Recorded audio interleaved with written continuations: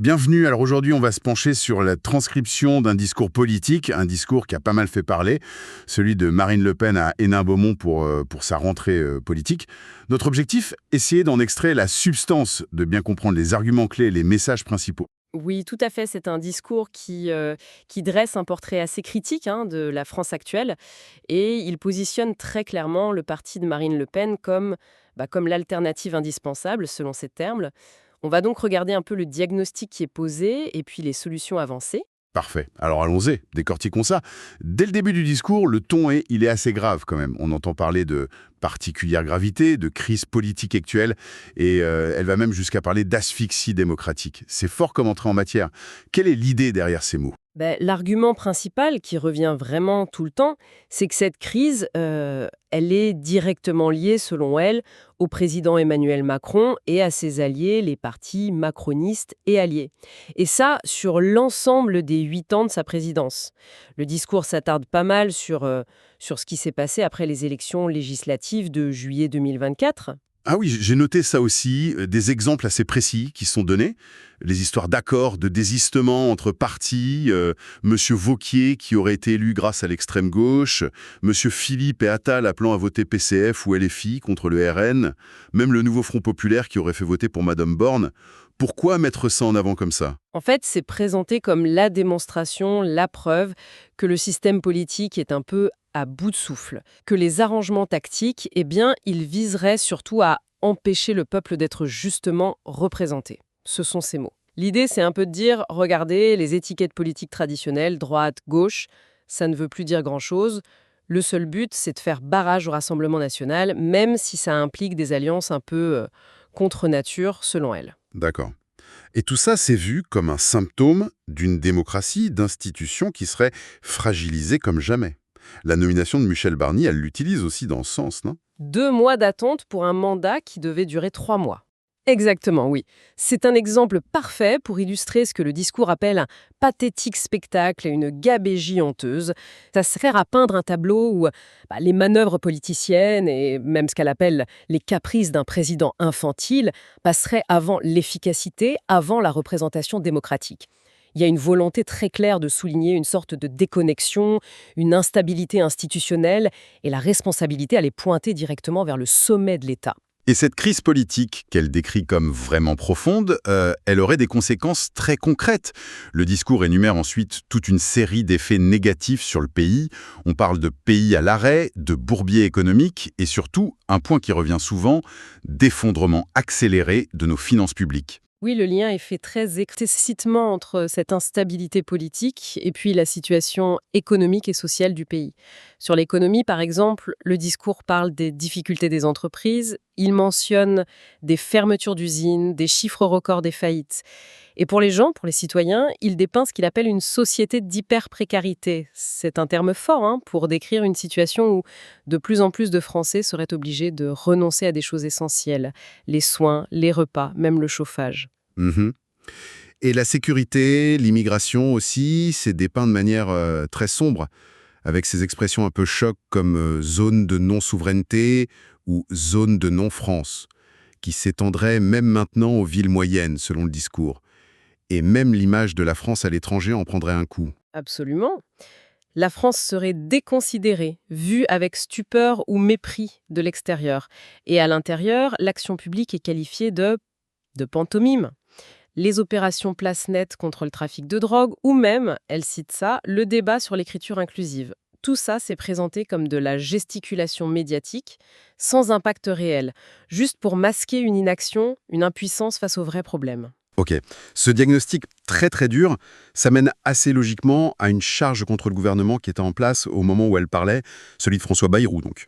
Et surtout, elle rejette complètement l'idée que la France serait devenue ingouvernable à cause des électeurs, à cause de leur choix. Oui, tout à fait. Le discours attaque frontalement ce qu'elle appelle le piteux chantage du vote de confiance, qui avait été initié par le Premier ministre de l'époque. Elle affirme très clairement que son groupe, le groupe RN, refusera de jouer les figurants d'un petit théâtre parlementaire. C'est très direct. Elle oppose ce qu'elle appelle la boussole de son parti, qui serait l'intérêt de notre pays et de notre peuple, aux intérêts personnels qu'elle prête aux autres responsables politiques. Il y a même cette phrase assez assez marquante où elle se dit prêt à sacrifier ses mandats. Elle évoque même le risque de sa propre inéligibilité pour, je cite, empêcher de massacrer les Français avec les politiques menées. C'est une posture assez radicale quand même. Oui, c'est une façon très claire de se placer un peu au-dessus de ce qu'elle décrit comme la mêlée politicienne classique. L'objectif, c'est clairement de renforcer cette image d'un engagement total, désintéressé, tourné uniquement vers ce qu'elle définit comme l'intérêt national, et ça, en opposition directe avec les petits arrangements, les petites ententes de circonstances qu'elle dénonce par ailleurs. Et cette promesse de ne jamais céder à un chantage à la compétence et à la responsabilité opéré par des incompétents et des irresponsables, bon, la rupture avec le système politique, elle est vraiment martelée. Alors, après ce constat politique et social très noir, le discours passe à un autre gros morceau, le budget. Et là, la critique se fait encore plus précise, non? Oui, tout à fait. La crise budgétaire, elle est reconnue comme grave, ça oui. Mais Marine Le Pen, elle dit que la cause profonde de cette crise, c'est qu'on a, selon elle, bafoué depuis des décennies les souhaits majoritaires des Français sur des sujets clés, l'immigration, l'insécurité, la maîtrise des dépenses publiques et la souveraineté.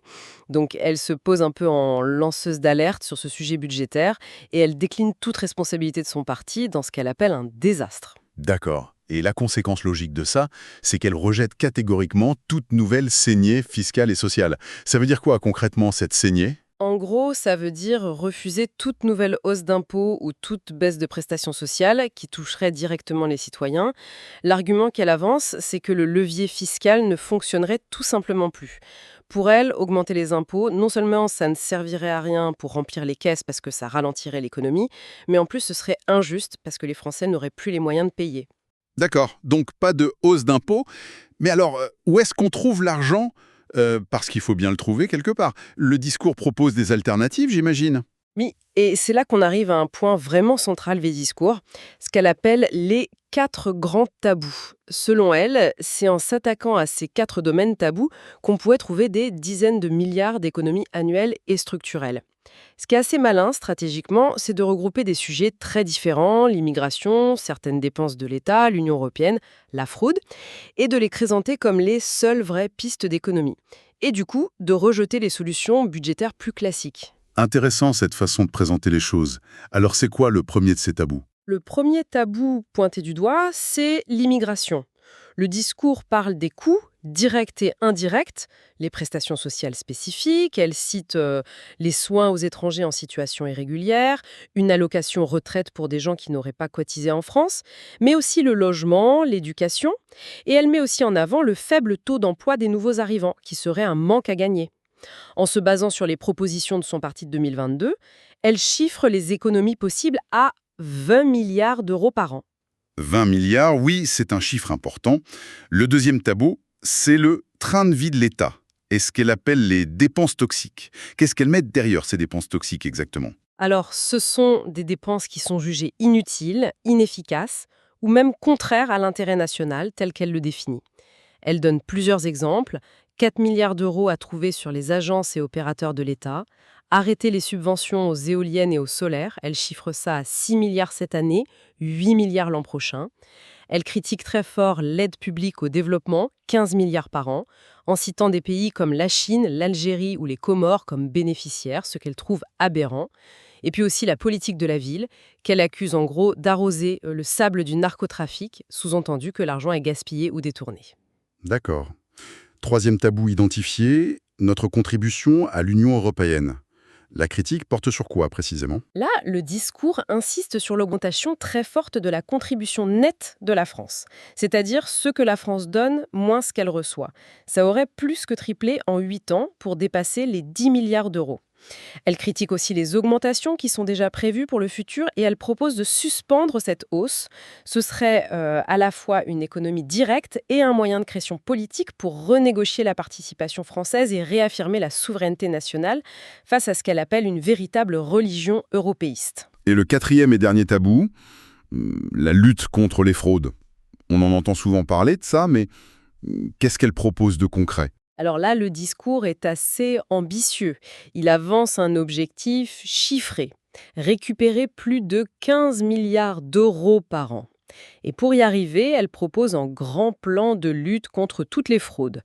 Le travail dissimulé, la fraude à la TVA qui est la plus coûteuse, la fraude sociale, la fraude aux importations, les ententes illégales entre entreprises et aussi la fraude financière. Elle mentionne la taxe cum-cum, cette affaire de montage financier complexe pour éviter l'impôt sur les dividendes.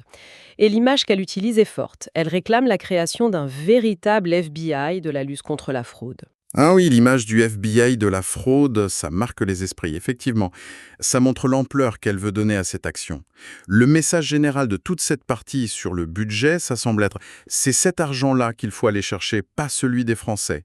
Et elle fait aussi un lien avec la baisse des impôts sur la production et la hausse des salaires, si j'ai bien suivi. Ouais, en brisant ces fameux tabous, ça permettrait non seulement de rééquilibrer les comptes publics, mais aussi de financer des baisses d'impôts pour les entreprises, la fiscalité sur la production, et de créer les conditions pour que les salaires augmentent. Et cette hausse des salaires, elle serait aussi favorisée, toujours selon le discours, par l'arrêt de ce qu'elle appelle le dumping salarial alimenté par l'immigration massive. L'idée étant que l'arrivée de main-d'œuvre immigrée tire les salaires vers le bas. Donc, si je résume un peu sa logique économique, la crise politique mène à la paralysie économique et sociale. Et pour le budget, la solution, ce n'est pas les impôts ou les coupes sociales classiques, mais c'est de couper très fort dans ces 4 domaines bien précis, qu'elle qualifie de tabous. C'est un récit qui se tient, très cohérent dans sa logique de rupture assumée. C'est tout à fait ça. C'est un positionnement économique et social qui se veut vraiment différent, radicalement différent des politiques menées jusque-là, que ce soit par la droite ou la gauche traditionnelle.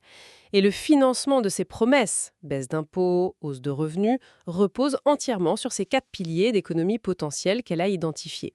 Logiquement, ce diagnostic très sévère et ces propositions de rupture, ça mène à une conclusion politique. Le discours se termine sur un appel très pressant au changement, à une alternance aussi rapide que possible. Oui, la fin du discours est très tournée vers l'action, vers l'immédiat. Elle présente les 18 mois qui restaient avant la présidentielle comme une période dangereuse.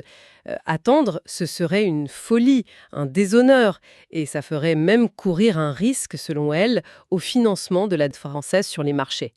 Et face à cette urgence, eh bien, le Rassemblement national est présenté comme le seul mouvement politique qui serait déterminé et préparé à agir, notamment à briser ces fameux 4 tabous, ce qui est vu comme la condition sine qua non pour le redressement du pays. Et la préparation, ça va jusqu'à nommer explicitement Jordan Bardella comme le futur Premier ministre.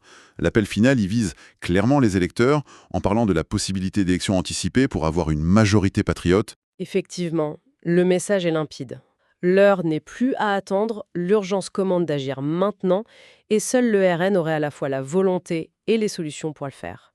L'accent est vraiment mis sur leur capacité supposée à prendre le pouvoir tout de suite. D'ailleurs, la formule de fin est assez bien trouvée, je trouve.